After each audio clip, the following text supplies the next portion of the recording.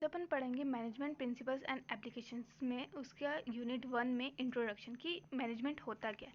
तो मैनेजमेंट क्या होता है कि utilisation of human and material resources to achieve the enterprises objective.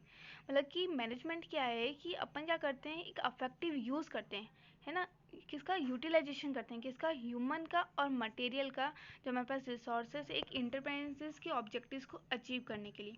ये किसके द्वारा बोला गया है? विलन बल्क के द्वारा बोला गया है। दूसरा, एक हर्बर्ट जॉनसन ने हमें बताया कि मैनेजमेंट मतलब होता है कि is the art of getting things done through people. एक ऐसी कला जो कि पीपल्स के द्वारा की जाती है, वो भी क्या कहलाती है? मैनेजमेंट कहलाती है। ठीक है, मैनेजमेंट मतलब क्या होता है कि जो हमारे पास ह्यूमन और मटेरियल के जो रिसोर्सेस है उसका क्या करना? अफेक्टिव यूटिलाइजेशन करना। ठीक है, और जॉनसन क्या बोलते हैं कि मैनेजमेंट एक ऐसी कला है जिसमें क्या किया जाता है, जो पीपल हैं उनका मतलब कि जो आर्ट्स है कि जो हम थिंग्स है उसको क्या करें, अच्छे सा यूज़ करें।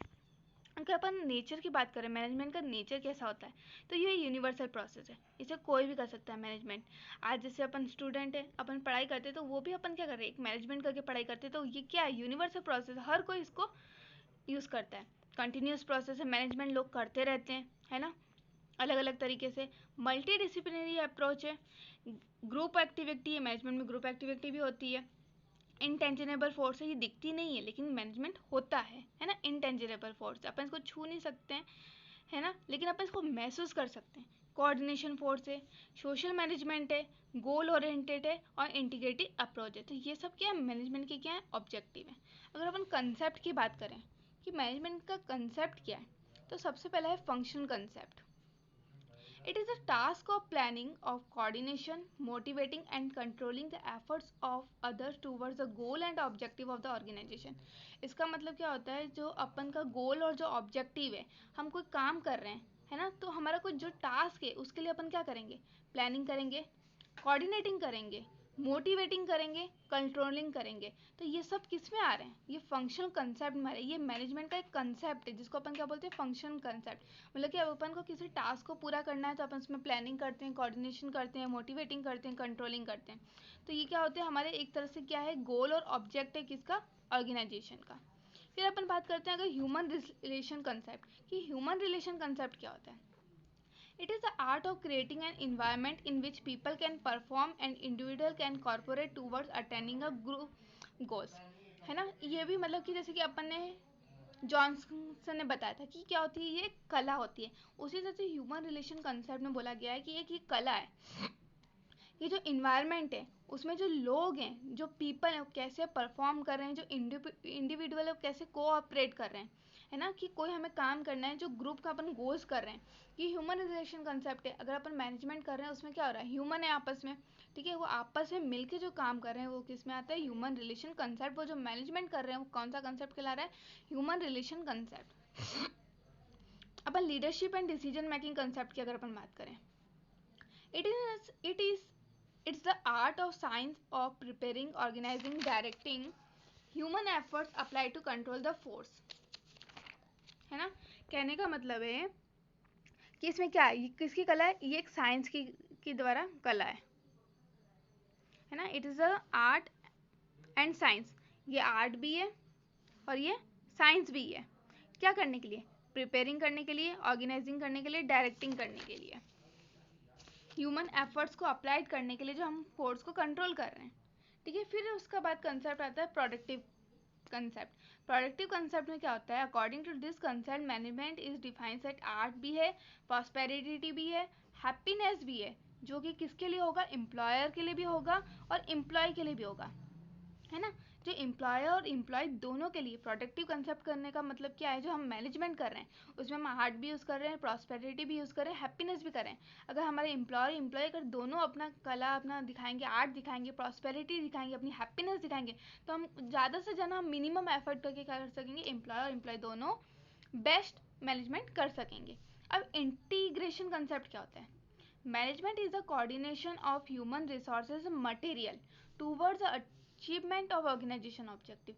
अगर आज हमें कोई भी ऑर्गेनाइजेशन का ऑब्जेक्टिव को अगर अचीव करना है तो हमें क्या करना पड़ेगा? मैनेजमेंट में क्या करना पड़ेगा? कोऑर्डिनेशन करने का पड़ेगा। किसका? ह्यूमन रिसोर्सेज का और मटेरियल का। तो ये हम क्या करेंगे, जो हमारा ऑब्जेक्टिव ऑर्गेनाइजेशन को अचीव करने का, उसको हम क्या कर सकते हैं, अचीव कर पाएंगे, और उसी को हम क्या बोलते हैं, इंटीग्रेशन कंसेप्ट। तो ये हमारे कंसेप्ट थे मैनेजमेंट के। सबसे पहला था फंक्शनल कंसेप्ट, दूसरा था ह्यूमन रिलेशन कंसेप्ट, एंड तीसरा था leadership and decision making concept. ये मैनेजमेंट के कंसेप्ट्स हैं। तो अभी तक अपन ने क्या देखा कि मैनेजमेंट होता क्या है, फिर उसके बाद अपन ने मैनेजमेंट के नेचर्स देखे, फिर अपन ने देखा कि मैनेजमेंट के कंसेप्ट्स कौन से हैं। अब अपन देखेंगे कि सिग्निफिकेंस यानी कि इंपॉर्टेंस क्या क्या है मैनेजमेंट की। अपन मैनेजमेंट करते हैं तो उसमें इंपॉर्टेंट क्या है, तो ऑप्टिमम यूटिलाइजेशन ऑफ रिसोर्सेज, कि हम क्या कर सके, हमारे पास जो रिसोर्सेज है हम उसका ज़्यादा से ज़्यादा क्या कर सके, ऑप्टिमम यूटिलाइजेशन, ज़्यादा से ज़्यादा उसका यूज़ कर सके, अच्छे से यूज़ कर सकें। मतलब कि आज हमारे पास रिसोर्सेज है तो हमें उन रिसोर्सेज को वेस्ट नहीं करना है, हमें उसे यूज़ करना है, जितना कम हो सके हमें उसे वेस्ट नहीं करना है। फिर है कॉम्पिटिटिव स्ट्रेंथ, ठीक है, जिसको अपन अनेबल कॉम्पिटिशन बोलते हैं। ठीक है, हमें हमारी स्ट्रेंथ अच्छी रखनी है ना। मैनेजमेंट अपन कैसे कर सकते हैं, अगर आज हम 10 यूनिट्स बना रहे हैं तो हो सकता है हम अगर अपनी स्ट्रेंथ अच्छी रखेंगे, हम मैनेजमेंट अच्छा करेंगे, हो सकता है हम 10 की जगह 12 यूनिट्स बना सकें। तो ये भी क्या होता है, ये मैनेजमेंट के अंदर आता है। फिर आता है मोटिवेशन ऑफ एम्प्लॉय, हमारे अंडर में जो काम करते हैं एम्प्लॉय काम करते हैं, अगर हमें मोटिवेशन करेंगे तो उससे भी क्या हो रहा है, वो भी एक तरह से मैनेजमेंट हो रहा है। उससे क्या होंगे, हमारे एम्प्लॉय अगर मोटिवेट रहेंगे तो वो क्या कर सकते हैं, हमें अपना बेस्ट देंगे। ठीक है, फिर एक्सपांशन ऑफ बिजनेस, अगर अपन मैनेजमेंट अच्छा करते हैं तो हम क्या कर सकते हैं, हमारे बिजनेस को क्या कर सकते हैं, एक्सपांड कर सकते हैं, बढ़ा सकते हैं। Develop team spirit, team spirit सबसे इंपॉर्टेंट होता है। मैनेजमेंट अपन कोई भी करे तो टीम को साथ में लेके चलना एक बहुत बड़ा चैलेंज होता है, तो वो भी डेवलप करना भी एक तरह से क्या आता है, मैनेजमेंट है, और ये भी मैनेजमेंट का एक इंपॉर्टेंट पार्ट है। फिर क्रिएट साउंड ऑर्गेनाइजेशन, एक अच्छी ऑर्गेनाइजेशन क्रिएट करना, ये भी इंपॉर्टेंट पार्ट है मैनेजमेंट का। फिर है ensure affective use of management, management का एक अफेक्टिव यूज करना, है ना। आज अपन मैनेजमेंट कर रहे हैं तो उसको अपन को ये अच्छे से हमें ध्यान रखना है कि हम क्या कर सकें, उसका अफेक्टिव यूज कर सकें। ब्रिंग स्टेबिलिटी एंड प्रॉस्पेरिटी, एक स्टेबिलिटी और प्रॉस्पेरिटी बना के रखनी जरूरी है। इंश्योर स्मूथ फंक्शनिंग, हम जो काम कर रहे हैं स्मूथली चलना चाहिए, ये भी बहुत ज़्यादा जरूरी है। इंट्रोड्यूस ऑफ न्यू टेक्नोलॉजी, आजकल न्यू टेक्नोलॉजी आ रही, मैनेजमेंट में भी उसका बहुत ज़्यादा इंपॉर्टेंट काम है। अगर हम न्यू टेक्नोलॉजी के हिसाब से चलेंगे तो हम मैनेजमेंट भी अच्छा कर सकते हैं।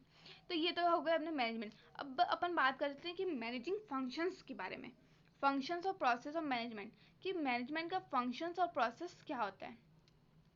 अगर बेसिक फंक्शन अपन देखें तो कितने होते हैं, 7 फंक्शंस होते हैं। कौन कौन से होते हैं वो 7 फंक्शंस, इसको अपन ऐसे लर्न करने का तरीका है, POSDCORB। पी से planning, organising, staffing, directing, controlling, reporting, budgeting. ये इंपॉर्टेंट प्रोसेस है, यानी कि फंक्शंस है किसके, मैनेजिंग के। ठीक है, अगर ये तो अपने मेन फंक्शन हो गए, तो क्वांटिटी और रीजन के हिसाब से 5 मेन फंक्शंस हैं। ठीक है, वो 5 मेन फंक्शन कौन कौन से हैं, प्लानिंग, ऑर्गेनाइजिंग, स्टाफिंग, डायरेक्टिंग और कंट्रोलिंग। अपन बिजनेस स्टडीज भी पढ़ते थे, उसमें भी जो अगर अपन बिजनेस स्टडीज पढ़ते तो उसमें भी 5 फंक्शंस इंपॉर्टेंट थे। उसी तरह से मैनेजमेंट, अपन कोई भी मैनेजमेंट कर रहे हैं तो उसमें भी ये 5 फंक्शंस इंपॉर्टेंट है, planning, organising, staffing, directing and controlling. ठीक है, अब मैनेजमेंट के अपन प्रोसेस की बात करें, इनपुट, कि हमें क्या क्या इनपुट है हमारे अंदर, और आउटपुट, अगर हम इन इनपुट्स को यूज़ करेंगे तो हमारे पास क्या आउटपुट आएगा। तो इनपुट कौन कौन से होते हैं, जैसे member, machine, money, market, method, material. 6M अपन को याद रखना है। इन सब को यूज़ करके अपन क्या करेंगे, 5 फंक्शंस यूज़ करेंगे। वो कौन कौन से हैं, planning, organising, staffing, directing, controlling. जब अपन 6M यूज़ करके, जब अपन इन 5 फंक्शंस को यूज़ करके हम जो करेंगे, इनपुट को यूज़ करके हम जो 5 फंक्शंस आएंगे उसको यूज़ करेंगे, तो हमारे पास आउटपुट क्या आएगा, अचीवमेंट ऑफ ऑब्जेक्टिव, मतलब कि हम हमारे ऑब्जेक्टिव को क्या कर सकते हैं, अचीव कर सकते हैं। अब प्लानिंग, प्लानिंग क्या होती है ये तो सबको मालूम है। आज अपन कुछ भी कर रहे हैं तो सबसे पहले क्या करते हैं, अपन प्लान करते हैं, व्हाट टू डू, हमें करना क्या है, व्हेन टू डू, हमें करना कैसे है, और हाउ टू डू, हम करेंगे कैसे। ठीक है, तो ये प्लानिंग में सबसे इंपॉर्टेंट पार्ट होता है। ठीक है, प्लानिंग जो है उसका मतलब क्या है कि एक प्री डिटरमाइंड गोल है, जो कि एक प्रॉपर यूटिलाइजेशन ह्यूमन और नॉन ह्यूमन रिसोर्सेज के लिए क्या है, बहुत नेसेसरी है। ये क्या करता है, हमें एक अनसर्टेनिटी, रिस्क से बचाता है, वेस्टेज से बचाता है। अपन प्लानिंग करेंगे तो हमें मालूम होगा ना कि हमें ये गलती नहीं करनी है, हमें ऐसे, हम अगर हमें कोई रिस्क आती है तो हम फालतू की रिस्क नहीं ले पाते, हमें अनसर्टेनिटी, रिस्क से बचाता है ना। तो ये प्लानिंग इसलिए क्या होती है, इंपॉर्टेंट होती है। अब अपन अगर ऑर्गेनाइजिंग की बात करें, हेनरी फॉल, हेनरी फोर्ड सबसे इंपॉर्टेंट है। ऑर्गेनाइजिंग की बात करें तो अपन इसमें क्या होता है, physical, functional and human resources का क्या करना है, ह्यूमन रिसोर्सेज एंड डेवलपमेंट जो प्रोडक्टिव रिलेशन है उन्हें क्या करना है, हमें ऑर्गेनाइजेशन गोल्स में क्या करना है, ध्यान रखना है। जैसे कि आइडेंटिफिकेशन ऑफ एक्टिविटी, हम क्या करने वाले हैं, है ना, हमें हमारी एक्टिविटी को आइडेंटिफिकेशन करना है। क्लासिफिकेशन इनटू ग्राफ्स, हमें क्लासिफिकेशन किस में कर सकते हैं, हम ग्राफ्स में कर सकते हैं। असाइनमेंट ऑफ ड्यूटीज, हम जो हमारी ड्यूटीज है उसको असाइनमेंट कर सकते हैं। Delegation of authority and creation of responsibility, हम हमारी अथॉरिटी को क्रिएशन की जो रिस्पॉन्सिबिलिटी है उसको हम क्या कर सकते हैं, डिलीगेशन कर सकते हैं। और फिर क्या, coordinating authority and responsibility, authority और रिस्पॉन्सिबिलिटी को क्या कर सकते हैं अपन, कोऑर्डिनेट कर सकते हैं। ये तो हमारी होती है ऑर्गेनाइजिंग। अब बात करते हैं अपन स्टाफिंग की। स्टाफिंग में हमें किन चीज़ों को याद रखना है, स्टाफिंग मतलब क्या है, एक तरह से प्रॉपर एंड इफेक्टिव सिलेक्शन होता है, अप्रेजल एंड डेवलपमेंट का एक पर्सनल, जो कि हमारे क्या कर सकता है, जो हमारे गोल्स हैं उसको क्या कर सकते हैं हम फुलफिल कर सकते हैं। वो किसके द्वारा हम स्टाफिंग कर सकते हैं, क्या क्या चीज़ ध्यान रखें हम स्टाफिंग की कंप्लीट कर सकते हैं। Man power planning, man power planning staffing की बात हो रही है, man power planning important part होगी। रिक्वायरमेंट सिलेक्शन, रिक्वायरमेंट कितनी अपन को रिक्वायरमेंट है सिलेक्शन करना। ट्रेनिंग एंड डेवलपमेंट, जो न्यू आ रहे हैं हम जिनको हायर कर रहे हैं उनको ट्रेनिंग देना, डेवलपमेंट करना। परफॉर्मेंस अप्राइजल, यूनिक्रेशन, प्रमोशन एंड ट्रांसफर, इन सब के द्वारा हम स्टाफिंग का क्या रख सकते हैं, ध्यान रख सकते हैं, जिसमें पूरी मेन पावर आती है। ये हो गया हमारी स्टाफिंग। अब अपन बात करते हैं डायरेक्टिंग। डायरेक्टिंग में क्या है, हम डायरेक्टिंग कैसे कर सकते हैं, इन्फ्लुएंसिंग के द्वारा, गाइडिंग के द्वारा, सस्पेंसिंग के द्वारा, मोटिवेशन के द्वारा, सबऑर्डिनेटिंग के द्वारा, इन सब के द्वारा हम क्या कर सकते हैं, ऑर्गेनाइजेशन गोल्स को अचीव कर सकते हैं। कैसे करके, डायरेक्टिंग करके। जैसे सुपरविजन, इसमें क्या कर सकते हैं, implies overseeing the work of subordinates, हम सबऑर्डिनेट्स को वर्क दे सकते हैं, है ना। मोटिवेटिंग कर सकते हैं, लीडरशिप कर सकते हैं, कम्युनिकेशन कर सकते हैं एंड कंट्रोलिंग कर सकते हैं। इनके द्वारा हम क्या कर सकते हैं, डायरेक्टिंग कर सकते हैं। जैसे कि इटेब्लिशमेंट ऑफ स्टैंडर्ड परफॉर्मेंस, पूरा स्टैंडर्ड परफॉर्मेंस क्या चल रही है उनको देखना। मेजरमेंट ऑफ एक्चुअल परफॉर्मेंस कितनी चल रही है ना। फिर comparison actual with standard and finding out the deviation if any. फिर लास्ट में क्या करना, कोरेक्टिव एक्शन। तो ये अभी अपन ने पूरा किसके बारे में पढ़ा कि मैनेजमेंट क्या होता है। ये अभी तक सिर्फ हमने मैनेजमेंट का इंट्रोडक्शन पढ़ा है, ठीक है। तो अब अपन आगे इसके मैनेजमेंट के इंट्रोडक्शन कंप्लीट हो गया। अब इसके बाद अपन करेंगे कोऑर्डिनेशन, वो आपको अगली वीडियो में मिलेगा। तब तक आप हमारे यूट्यूब चैनल को सब्सक्राइब करना और शेयर करना बिल्कुल मत भूलना।